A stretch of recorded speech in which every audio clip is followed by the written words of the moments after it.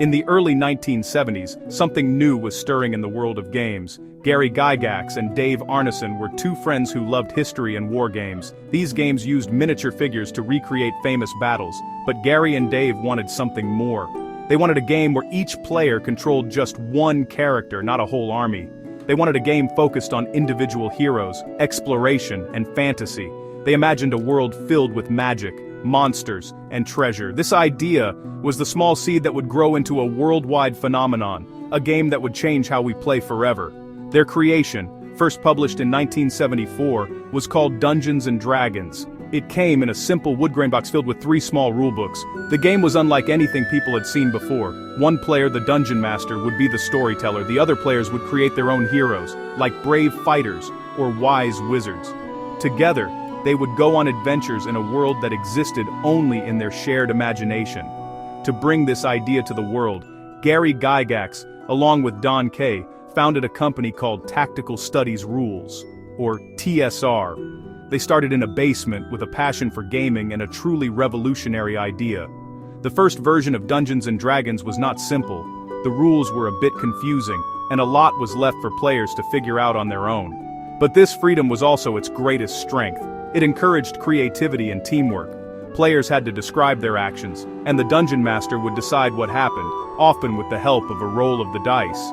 This new way of playing, called a role-playing game, caught on like wildfire. Gaming groups popped up in basements and on college campuses across the country.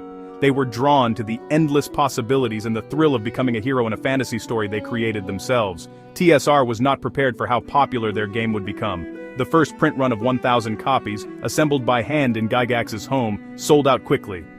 Word of mouth spread the news about this incredible new game. It was more than just a game, it was a hobby, a community, and a new way to tell stories with friends. People were not just playing a game, they were living an adventure. This initial success was just the beginning. Dungeons & Dragons was on its way to becoming a cultural icon, and TSR, the small company from Lake Geneva, Wisconsin, was about to become the king of a whole new industry. As Dungeons & Dragons grew more popular, TSR knew they needed to improve and expand the game. The original rules were sometimes unclear and disorganized. In 1977, TSR released Advanced Dungeons & Dragons, or AD&D. This was a much more detailed and polished version of the game. It came in 3 large hardcover books: the Player's Handbook, the Dungeon Master's Guide, and the Monster Manual. These books became the foundation of the game for more than a decade. AD&D provided clearer rules for creating characters, casting spells, and fighting monsters. It gave players and dungeon masters the tools they needed to create richer and more complex adventures. The 1980s became the golden age for Dungeons & Dragons. With AD&D, the game exploded in popularity. TSR published a huge number of adventure modules, which were pre-written stories that dungeon masters could run for their players. These adventures took heroes to spooky castles, deep dungeons, and distant lands. The company also created new campaign settings, which were entire worlds with their own history, geography, and unique characters. This was the time when D&D was everywhere. It was on the news, in magazines, and became a common sight in toy stores and bookstores. For millions of kids and adults, D&D was the ultimate hobby. However, this period of success also brought challenges. In the early 1980s, Dungeons & Dragons faced a public backlash. Some people mistakenly believed the game was dangerous or connected to dark forces. This satanic panic was based on misunderstandings and fear of the unknown. The media ran sensational stories that painted a false picture of the game and its players. TSR had to defend its creation, explaining that D&D was simply a game of imagination and storytelling. This was a difficult time for the company and the community, but the players who loved the game stood by it, knowing the truth about their creative hobby. By the late 1980s and early 1990s, TSR was facing internal problems. The company had grown very large, very quickly. There were disagreements among the leaders about the future of Dungeons & Dragons. They released a second edition of AD&D in 1989, which streamlined the rules but also removed some of the elements that people had criticized. Despite creating amazing worlds and stories, TSR was struggling financially. The company was spending too much money and was not managing its business well. The golden age was coming to an end, and the future of Dungeons & Dragons was becoming uncertain. The mid-1990s were a dark time for TSR and Dungeons & Dragons. The company that had created a whole new genre of gaming was in serious trouble. Bad business decisions and a struggling book market had left TSR with a mountain of debt. They were unable to pay their printers, and the flow of new D&D products slowed to a trickle. For a while, it seemed like the greatest name in role-playing games might disappear forever. Players worried about the future of their beloved hobby. The magical worlds and epic stories that had captured their imaginations were at risk of being lost. Just when things looked their darkest, a new hero appeared on the scene. This hero was not a paladin or a wizard, but another game company. Wizards of the Coast. Based near Seattle, Washington, Wizards of the Coast had become incredibly successful with its own creation, the collectible card game Magic: The Gathering. The leaders at Wizards were huge fans of Dungeons & Dragons. In fact, D&D was a major inspiration for them. Seeing TSR in trouble, they saw an opportunity. In 1997, Wizards of the Coast purchased TSR, acquiring all of its properties, including the legendary Dungeons & Dragons. This was a massive turning point in the history of the game. The acquisition by Wizards of the Coast saved Dungeons & Dragons from extinction. The team at Wizards had a deep respect for the game's history and a clear vision for its future.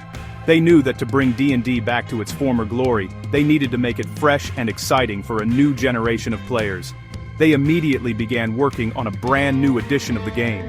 Their goal was to modernize the rules, make them easier to learn, and create a system that was more flexible and fun for everyone. The purchase of TSR by Wizards of the Coast marked the end of one chapter and the beginning of another. The original creators at TSR had given the world a gift of imagination, but it was Wizards of the Coast that would ensure its survival and guide it into the 21st century. They consolidated the D&D brand, dropping the advanced from the name and focusing on a single unified game. This new direction would soon lead to the release of Dungeons & Dragons 3rd Edition, a version that would revitalize the hobby and bring millions of new and returning players back to the table for another adventure. In the year 2000, Wizards of the Coast unveiled their master plan, Dungeons & Dragons 3rd Edition. This was more than just an update, it was a complete overhaul of the game's mechanics. The design team, led by Jonathan Tweet, Monty Cook, and Skip Williams, had a clear mission. They wanted to create a unified system of rules that was logical, consistent, and easy to understand. They got rid of old, confusing mechanics like Thax 0, or to hit Armor Class 0, and replaced them with a simpler, more intuitive system. This new system was built around a single central idea, the D20. The genius of 3rd Edition was the D20 system. Almost every action a character wanted to take, from swinging a sword to persuading a king, was resolved by rolling a 20-sided die. The player would roll the D20, add any bonuses from their character's skills or abilities, and compare the total to a target number called a difficulty class. If the roll met, or beat, the DC, the action succeeded. This elegant system was easy to learn, and could be applied to any situation. It empowered players, and made the game flow more smoothly, letting the story take center stage, instead of the rulebook. Wizards of the Coast also made a bold and revolutionary business decision.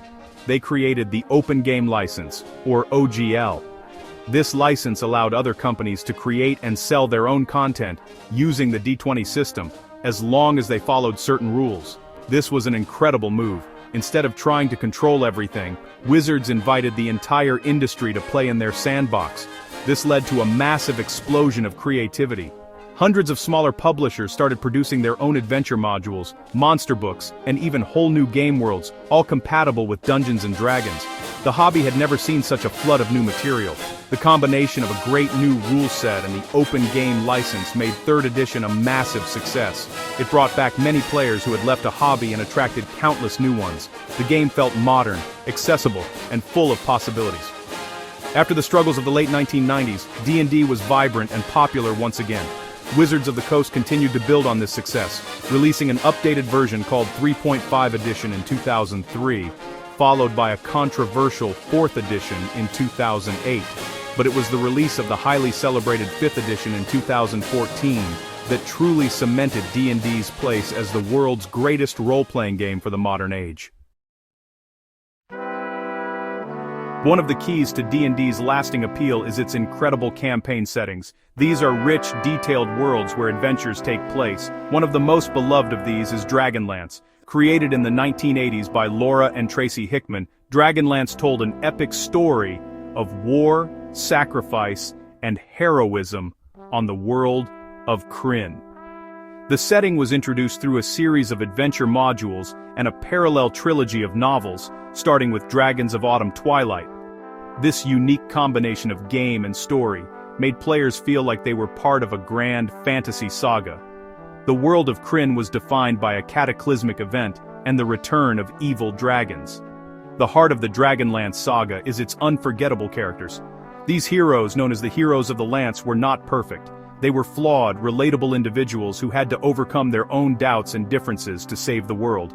There was Tanis Half-Elven, the group's reluctant leader, torn between his human and elven heritage. Sturm Brightblade was the noble knight, bound by a strict code of honor. Flint Fireforge was the grumpy but loyal dwarf, and Tasselhoff Burrfoot was the cheerful and endlessly curious Kender, a small race known for getting into trouble. These characters felt like real friends to a generation of readers and players. Perhaps the most iconic characters from Dragonlance are the Majeri twins, Caramon and Raistlin. Caramon was a giant of a man, a powerful and good-hearted warrior who loved his brother deeply.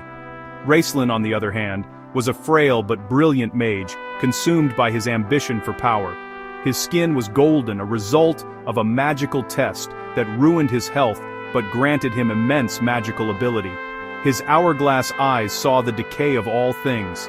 The complex and often tragic relationship between these two brothers formed the emotional core of the entire Dragonlance story, exploring themes of love, betrayal, and redemption.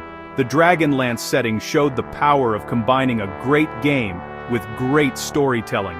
The novels became bestsellers, bringing the world of Dungeons & Dragons to a much wider audience who had never rolled a die. People who didn't play the game fell in love with the world of Krynn and its heroes. Dragonlance proved that D&D was more than just a game about fighting monsters in dungeons. It was a platform for creating epic, character-driven stories that could rival the greatest fantasy novels. The legacy of Dragonlance and the Heroes of the Lance continues to inspire players and writers to this day. If Dragonlance is an epic novel, then The Forgotten Realms is honestly like a massive, sprawling library of stories. Created by Ed Greenwood back in the late 1960s as a setting for his own tales, it was first published by TSR in 1987. The Forgotten Realms, or just The Realms, is a huge and incredibly detailed world built to fit, well, pretty much any fantasy adventure you can imagine. There are bustling cities like Waterdeep and Baldur's Gate, mysterious forests, towering mountains, and even the deep, dark dungeons of the Underdark. Its sheer size and scope make it the perfect sandbox for dungeon masters to create their own campaigns. The Forgotten Realms is home to some of the most famous characters in Dungeons & Dragons history. The most legendary, without a doubt, is Drizzt Do'Urden, a heroic drow, or dark elf. Created by author R.A. Salvatore, Drizzt is an outcast from his evil underground society. He chose to walk a path of righteousness on the surface world, fighting for justice with his twin scimitars, Twinkle and Icing Death. Alongside his loyal friends, like the barbarian Wulfgar, the dwarf Bruenor Battlehammer, and his magical panther Gwenwyvar, Drizzt's adventures have filled dozens of best-selling novels, turning him into a symbol of hope and defying expectations. Another major figure in the realms is the powerful wizard Elminster Aumar. Often seen as a wise, grandfatherly figure, Elminster is one of the most magically potent beings in the world. He's a chosen of Maestra, the goddess of magic, and acts as her agent, often guiding heroes and fighting against great evils. Unlike the tortured Raistlin from Dragonlance, Elminster is usually pretty cheerful and enjoys a good pipe and a joke, but he gets deadly serious when the world is threatened. He's a mentor and a source of ancient knowledge, popping up in countless stories and game products to lend a helping hand. The Forgotten Realms has become the default setting for the modern era of Dungeons & Dragons, especially in the popular 5th edition. Its diverse regions and rich history provide the perfect backdrop for adventure. Many of the most popular D&D video games, including the Baldur's Gate and Neverwinter Nights series, are set in the realms. This has made its locations and characters familiar to millions of people, even those who have never played the tabletop game. The world's adaptability and endless supply of lore make sure the Forgotten Realms will remain a cornerstone of D&D for a long time to come. The influence of Dungeons & Dragons really extends far beyond just the kitchen table. Its impact on video games is, honestly, immense and can't be overstated. When computers were just starting out, programmers who grew up playing D&D wanted to recreate that experience on a screen. That led to the birth of the computer role-playing game, or CRPG. Early text-based games like Zork and graphical games like Ultima and Wizardry were directly inspired by D&D's mechanics, things like character progression, exploration, and combat. They took core ideas like hit points, armor class, and experience points and translated them into a digital format. As technology advanced, CRPGs got more sophisticated, and many became officially licensed Dungeons & Dragons games. The Gold Box series from SSI in the late 1980s and early 90s, like Pool of Radiance, became famous for faithfully recreating the AD&D rules. Later on, games like Baldur's Gate and Baldur's Gate 2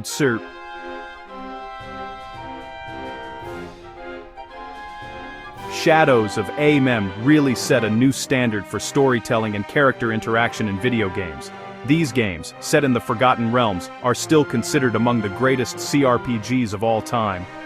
They brought the depth and freedom of a D&D campaign to life in a way no one had really seen before. The fundamental DNA of Dungeons & Dragons is present in almost every modern role-playing game. Concepts like character classes, warrior, thief, mage, leveling up, skill trees, and questing for magical items all have roots in the systems first laid out by D&D.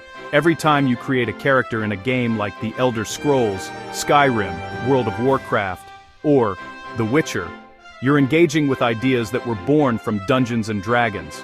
The entire genre of massively multiplayer online role-playing games, or MMORPGs, is basically a digital version of the shared storytelling and cooperative adventuring that D&D pioneered decades ago. Today the connection is stronger than ever. The recent release of Baldur's Gate 3 has been a massive success, winning tons of Game of the Year awards and introducing millions of new people to the world of D&D. The game uses the 5th edition rule set, letting players experience a true Dungeons & Dragons adventure with stunning graphics and cinematic storytelling. It really shows how the ideas born in a basement in the 1970s continue to shape the cutting edge of interactive entertainment, from the simplest text adventure to the most complex modern RPG. The legacy of Dungeons & Dragons is everywhere in the world of video games. For a long time, Dungeons & Dragons was seen as a pretty niche hobby, something for geeks and nerds. Its appearances in mainstream media were often played for laughs, or just as a misunderstood curiosity. There was an animated Dungeons & Dragons television show in the 1980s, which has since become a cult classic, but honestly, that was a rare exception. For years, the game was mostly an inside joke in popular culture. But as the kids who grew up playing D&D became writers, directors, and actors, the game started popping up more often and honestly, with a lot more affection in television and film. A great example of this shift is the popular sitcom The Big Bang Theory. The main characters, a group of brilliant scientists, are shown as avid D&D players. The show features several scenes where the friends are gathered around a table, rolling dice and, arguing about the rules. While these scenes are definitely played for comedy, they also show the game with real affection and accuracy. It introduced a huge television audience to what a typical D&D game night looks like, a fun social activity filled with jokes, snacks, and shared imagination. It helped normalize the hobby and presented it as a totally normal way for friends to spend time together. The biggest moment for D&D and pop culture came with the Netflix series Stranger Things. The show is set in the 1980s, and the main characters, a group of young boys, are devoted Dungeons & Dragons players. The game isn't just a background detail, it's actually central to the entire plot. The boys use the language and monsters of D&D to make sense of the terrifying supernatural events happening in their town. The villain is even named the Demogorgon, after a powerful demon prince from the game. Stranger Things presented D&D as a source of creativity, problem-solving, and, most importantly, friendship. Thanks to shows like Stranger Things, Dungeons & Dragons has seen a huge surge in popularity. The series made the game look cool, exciting, and honestly, kind of heroic. It inspired a whole new generation to pick up the dice and give it a try. This cultural moment got another boost with the recent film, Dungeons & Dragons: Honor Among Thieves. The movie really captured the fun, chaotic energy of a real D&D game, with a charming cast and a story that blended action, comedy, and heart. D&D is no longer a hidden secret. It's stepped out of the basement and into the spotlight, recognized as a powerful engine for creativity and connection. Today is December 9th, 2025. Over 50 years have gone by since a small box of rulebooks first invited players to imagine a world of fantasy and adventure. From its humble beginnings in Gary Gygax's basement to its current status as a global cultural phenomenon under Wizards of the Coast, Dungeons & Dragons has had an incredible journey. It has survived business troubles, public misunderstandings, and the changing tastes of generations. Yet it's actually more popular today than ever before. So, the question is, why does this game of paper, pencils, and funny-shaped dice continue to captivate us so deeply in our modern digital world? The answer lies in its core purpose: collaborative storytelling. Dungeons & Dragons isn't a game you win or lose in the traditional sense. It's a game you experience. It offers a unique space where friends can come together and create a story that's entirely their own. In a world dominated by passive entertainment like movies or television, D&D is active. It demands creativity, problem-solving, and real communication. Players have to work together, think on their feet, and make choices that have real consequences within the game's world. This shared creative process builds strong bonds and creates memories that can last a lifetime. On top of that, D&D offers a powerful kind of escapism and empowerment. In the real world, we might feel powerless or ordinary, but at the game table, you can be anyone you want to be. A mighty barbarian, a clever rogue, a noble paladin, or a spell-slinging wizard. You can explore ancient ruins, battle fearsome dragons, and save entire kingdoms. The game gives us a safe place to be brave, to take risks, and to be a hero. This sense of agency and adventure is a deeply human need, and D&D provides a structured way to fulfill that, limited only by the boundaries of our collective imagination. The legacy of Dungeons & Dragons is written in the countless friendships it has forged, the creativity it has sparked, and the millions of stories it has helped to tell. It has shaped the landscape of gaming and popular culture, and its influence just keeps growing.